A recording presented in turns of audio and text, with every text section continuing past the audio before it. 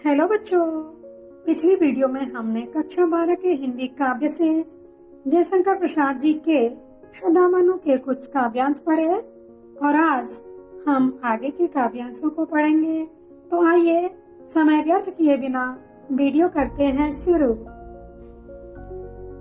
कहा मनु ने नभधरणी बीच, बना जीवन रहस्य निरुपाय, एक उल्का सा जलता भ्रांत, शून्य में फिरता हूँ असहाय।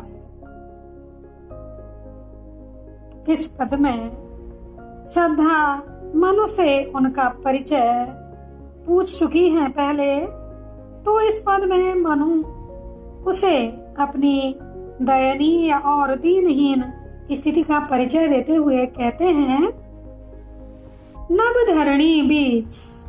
मनु ने कहा, नभधरणी बीच, आकाश और पृथ्वी के बीच, बना जीवन रहस्य, मेरा एकाकी जीवन रहस्य बना हुआ है, निरुपाय, जिस रहस्य को सुलझाने के लिए मेरे पास कोई उपाय भी नहीं है।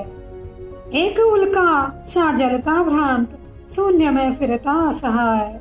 मैं इस निर्जन स्थान पर असहाय बेसहारा होकर अपनी वेदना से जलता हुआ ठीक उसी प्रकार भटक रहा हूँ, ठीक उसी प्रकार भ्रमित होकर इधर उधर भटक रहा हूँ, जिस प्रकार शून्य में फिरता उल्का, जिस प्रकार कोई जलता हुआ उल्का तारा टूटकर आश्रयहीन होकर शून्य में आकाश में इधर उधर असहाय होकर घूमता फिरता रहता है।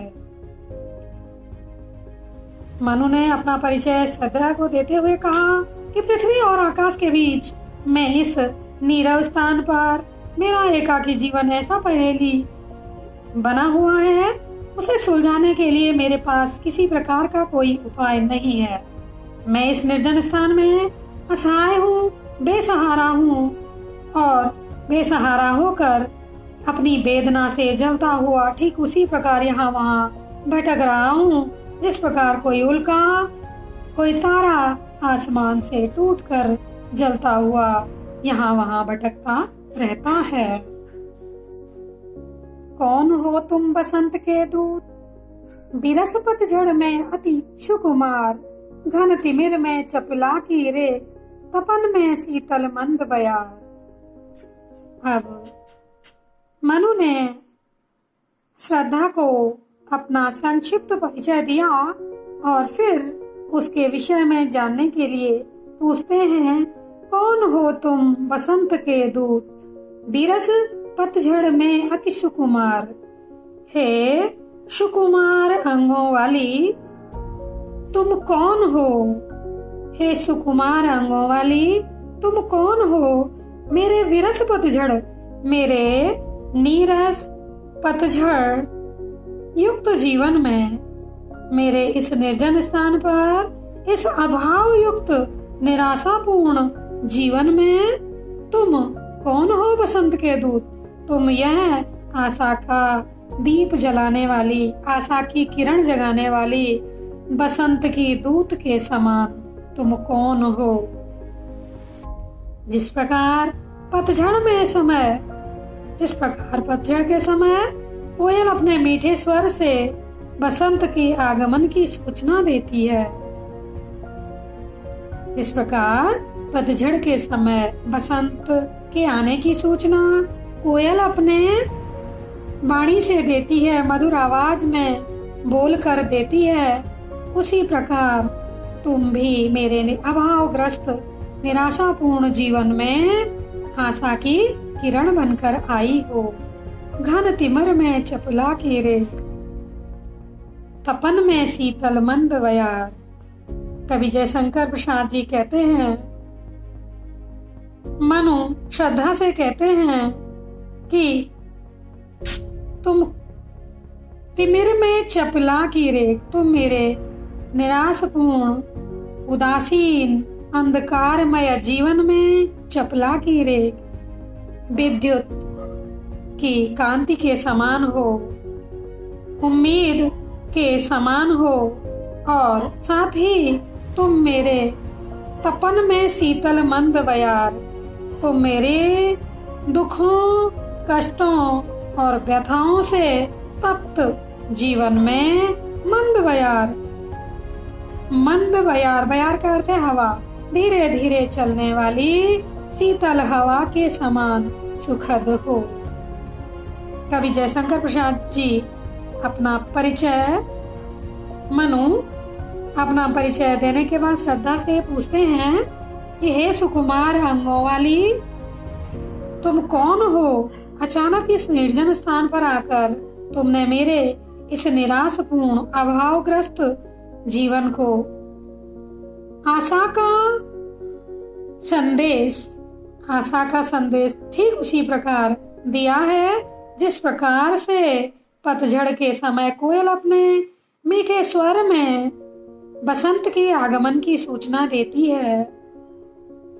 उसी प्रकार तुम मेरे अंधकारमय जीवन में विद्युत की रेखा हो, विद्युत का दीप हो और मेरी वेदना और व्यथा से तप्त जीवन में तुम मंद पवन की भांति शीतलता और नवीन चेतना प्रदान कर रही हो।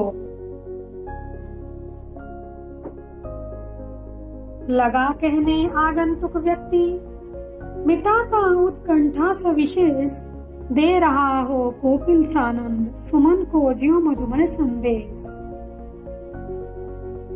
श्रद्धा पर मनु उसे अपना परिचय देते हैं। श्रद्धा के पूछने पर मनु उसको अपना परिचय देते हैं, जिससे जीवन के प्रति उसकी उदासीनता, हताशता स्पष्ट व्यक्त होती है। अपने परिचय के पश्चात मनु श्रद्धा से उसके विषय में पूछते हैं कि वह कौन है।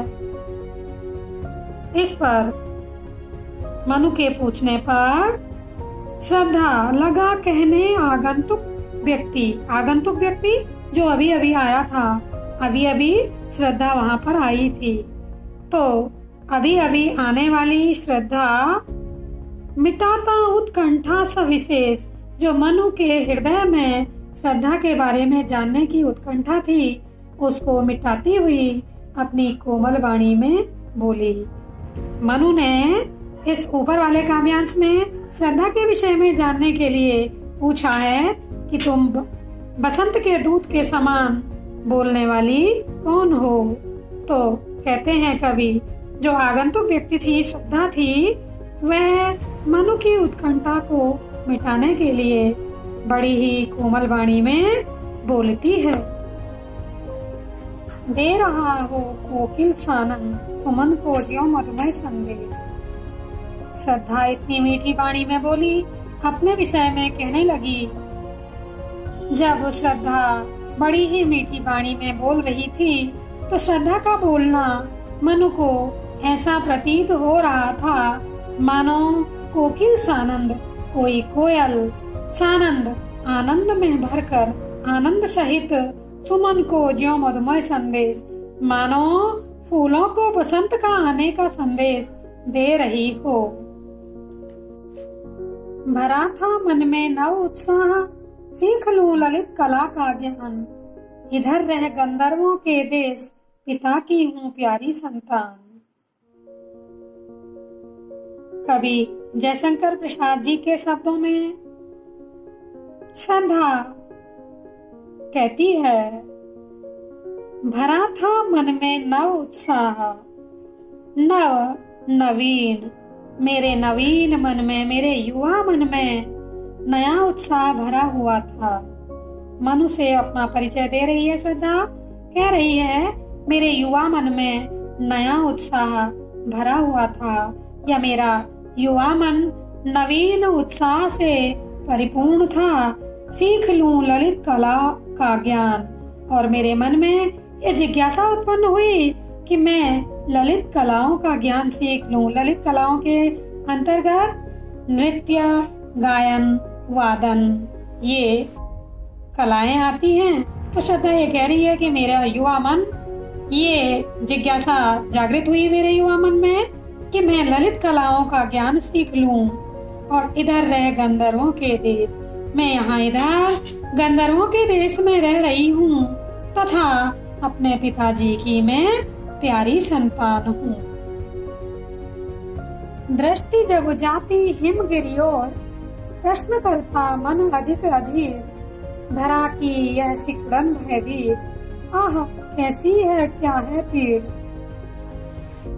इस काव्यांश में श्रद्धा मनु को बताती है कि वह यहाँ तक, उसके पास तक किस प्रकार पहुंची, उसके विषय में श्रद्धा कह रही है, दृष्टि जब जाती हिमगिरी ओर, कि इन हिमगिरी, इन विशाल ऊंचे ऊंचे बर्फ से ढके हुए पर्वतों की ओर जब जब मेरी दृष्टि पड़ती है, इस हिमालय पर मेरी जब जब दृष्टि पड़ती है, तब तब प्रश्न करता मन अधिक अधीर, तब तब मेरा मन अत्यधिक अधीर होकर, व्याकुल होकर अनेक प्रश्न करता है।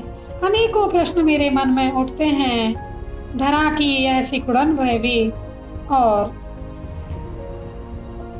धरा पृथ्वी की सिकुड़न, पृथ्वी की सिकुड़न के समान भयभीत कर देने वाले ये ऊंचे हिमालय, इस ऊंचे हिमालय का आखिर क्या स्वरूप है।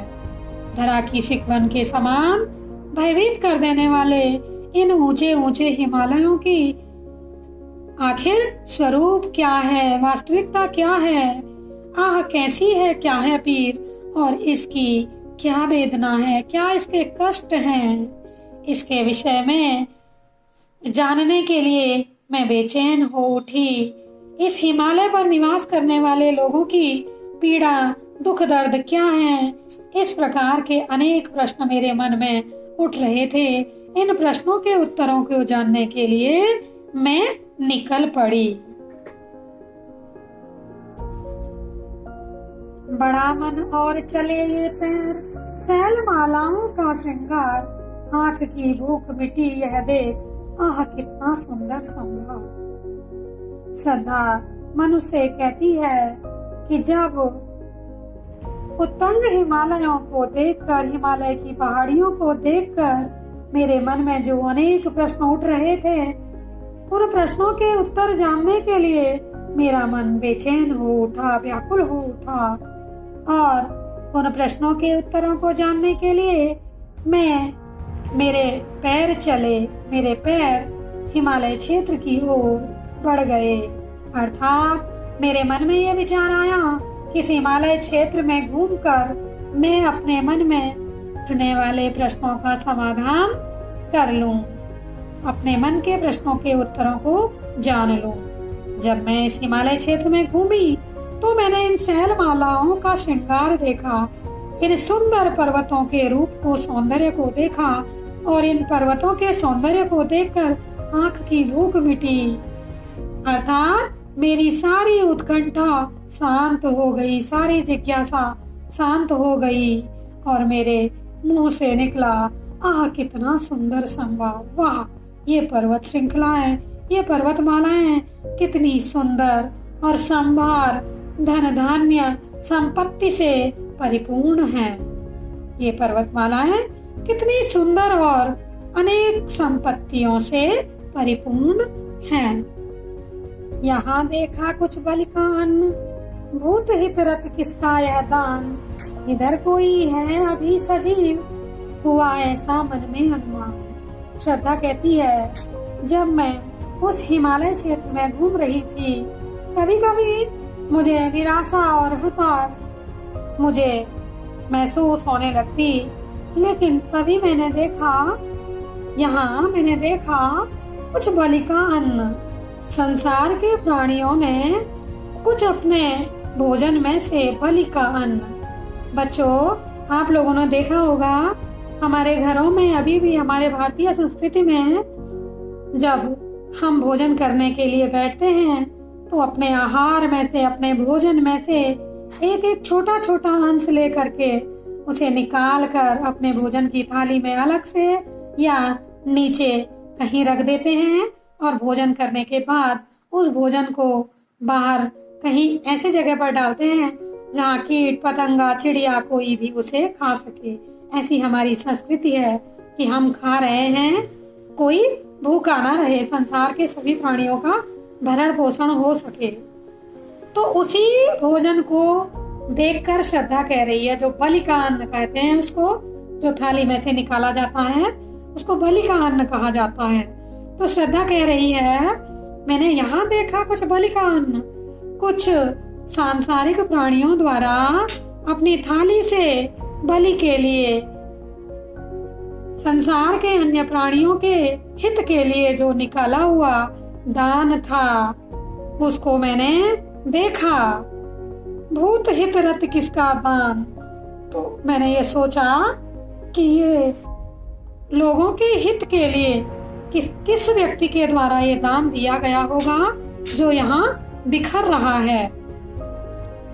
फिर मैंने ये अनुमान लगाया कि इधर कोई है अभी सजीव, कि अभी कोई न कोई यहाँ अवश्य ही सजीव व्यक्ति है, कोई जीवित व्यक्ति अभी है। ऐसा हुआ, ऐसा मन में अनुमान। श्रद्धा मनु से कह रही है, मेरे मन में ऐसा अनुमान हुआ कि अभी कोई न कोई यहाँ कोई जीवित व्यक्ति है जिसने ये बलि का अन्न यहाँ बिखराया हुआ है। ऐसा अनुमान लगाकर मैं उसी व्यक्ति की खोज में उसे ढूंढते ढूंढते आप तक आ पहुंची हूँ। तपस्वी क्यों इतने हो क्लांत, वेदना का यह कैसा वेग। आह तुम कितने अधिक हताश, बताओ यह कैसा उद्वेग।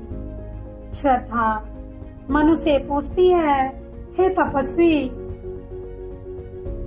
क्यों इतने हो क्लांत, तुम मुझे ये बताओ कि तुम इतने क्लांत क्यों हो, इतने थके हुए, मुरझाए, उदास और निराश क्यों हो।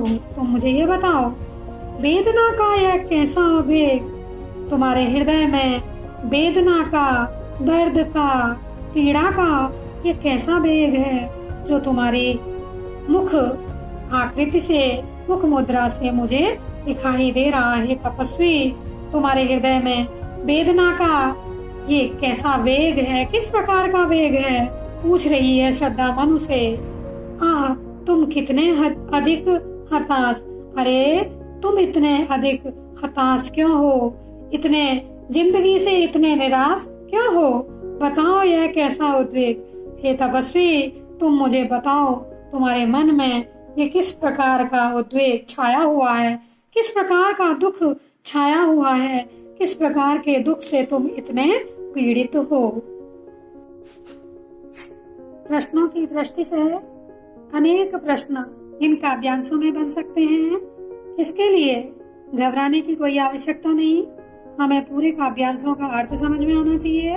प्रश्न कोई भी हमारे सामने आए तो उस स्थिति में हम प्रत्येक प्रश्न का जवाब दे सकते हैं। तो प्रश्न इस प्रकार हो सकते हैं। प्रश्न संख्या 1, टूटे हुए उस तारे से मनु की किस स्थिति का चित्रण किया गया है। टूटे हुए उस तारे उल्का पिंड से मनु के निराश्रित और उद्देश्यहीन स्थिति का चित्रण हुआ है। तुंग हिमालय को देखकर, प्रश्न संख्या 2, तुंग हिमालय को देखकर श्रद्धा को क्या लगा। तो तुंग हिमालय को देखकर श्रद्धा को लगा, श्रद्धा के मन में वहाँ के रहने वाले लोगों के दुख एवं पीड़ा को जानने के संदर्भ में अनेकों प्रश्न उठे। अगला प्रश्न, मनु ने अपना परिचय किस प्रकार दिया। मनु ने कहा कि उसका जीवन आकाश और पृथ्वी के बीच एकाकी और उसके लिए रहस्य बना हुआ है, जिसे सुलझाने का उसके पास कोई उपाय नहीं है।